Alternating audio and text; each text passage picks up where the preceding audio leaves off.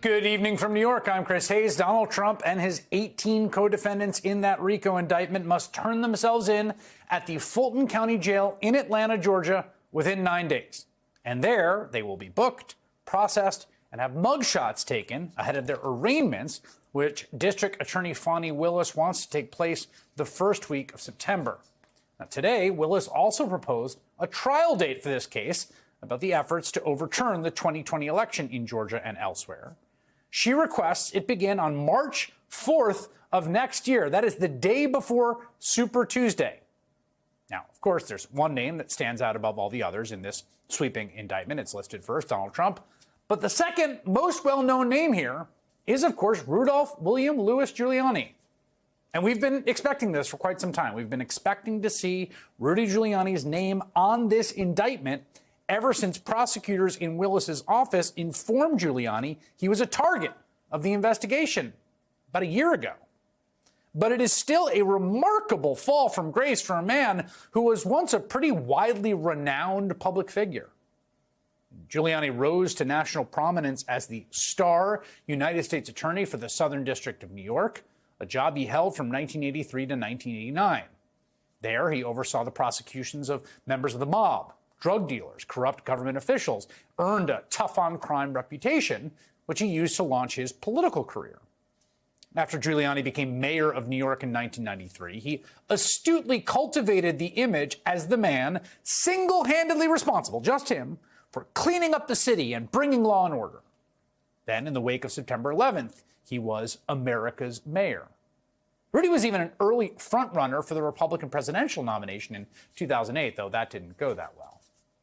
And now here, in the year 2023, at 79 years old, Rudy Giuliani has been indicted for his role in what prosecutors call a criminal enterprise. He's an alleged racketeer, the one-time future president, a disgraced laughingstock. I mean, in recent years, he's been best known for a series of half-comical, half-villainous escapades, like presenting ludicrous claims of voter fraud in front of the Four Seasons Total Landscaping. And at another press conference a few weeks later with hair dye trickling down his sweat-streaked face.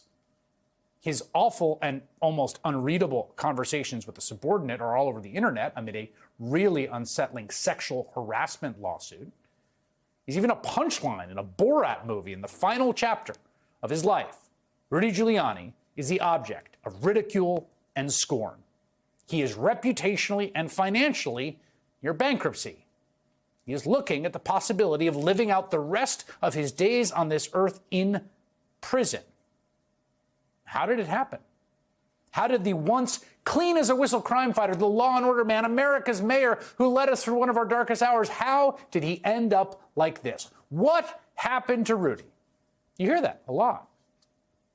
I would submit, if you take a closer look, there's a case to be made.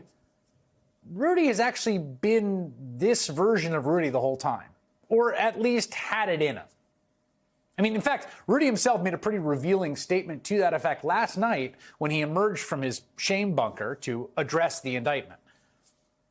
This is a ridiculous application of the racketeering statute. There's probably no one that knows it better than I do, probably some that know it as well. I was the first one to use it in white-collar cases. But in major cases like the Boesky case and the Milken case, this is not meant for election disputes. I mean, this is ridiculous what she's doing.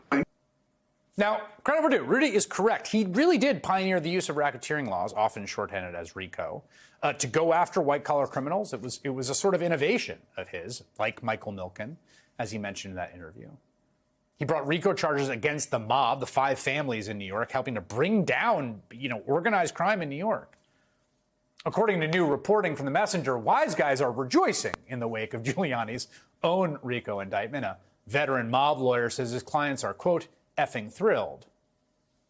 Giuliani also used the RICO laws to go after corruption in politics. And one of the ways that he kickstarted his own electoral career in the city of New York was turning his office, the U.S. Attorney's Office, attention to the Democratic political machine of the city, which he was, of course, going to run against in the race for mayor. In 1986, he took down Stanley Friedman on racketeering charges. That was a Democrat from the Bronx, one of New York's most powerful political figures, as the New York Times put it at the time. And by his own admission, Rudy used RICO laws against his political enemies, including the man whose job he wanted, Democratic Mayor Ed Koch. The RICO statute, I was the first one to use the racketeering statute for public corruption.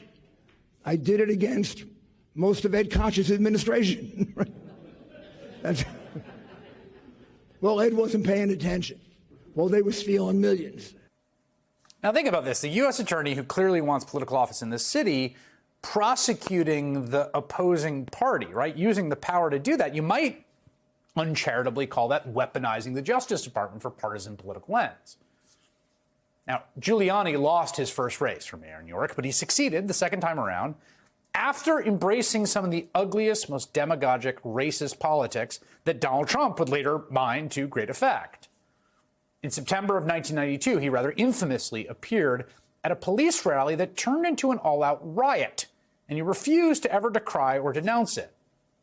As mayor, Giuliani oversaw an incredible increase in the surveillance and policing of black and brown New Yorkers. In one notorious incident, he demonized an unarmed black man who was shot and killed by the police. Clearly, even his recent turn as a public face of, frankly, racist accusations of voter fraud is not really new. Tape earlier in the day of Ruby Freeman and Shay Freeman Moss and one other gentleman quite obviously surreptitiously passing around USB ports as if they're vials of heroin or cocaine.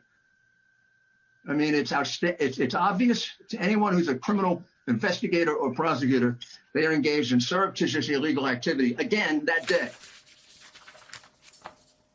Now, that was false. And Ruby Freeman and Shay Moss have actually sued Rudy Giuliani for defamation. But that kind of rhetoric, talking about these two black women as being drug dealers, stealing an election, that goes way back to the 1989 race for mayor.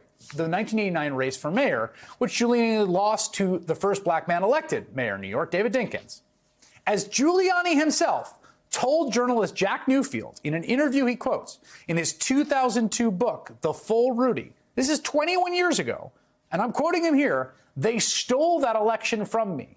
They stole votes in the black parts of Brooklyn and in Washington Heights. Illegal Dominican immigrants were allowed to vote in Washington Heights. That sounds familiar, doesn't it? Has a certain ring to it. Let me tell you, as a lifelong New Yorker, reporters in New York City and critics will tell you Rudy Giuliani has always been an absolute Machiavellian operator. So yeah, you might say, what happened to Rudy? Or you could say, this has always been Rudy, all the way to the end.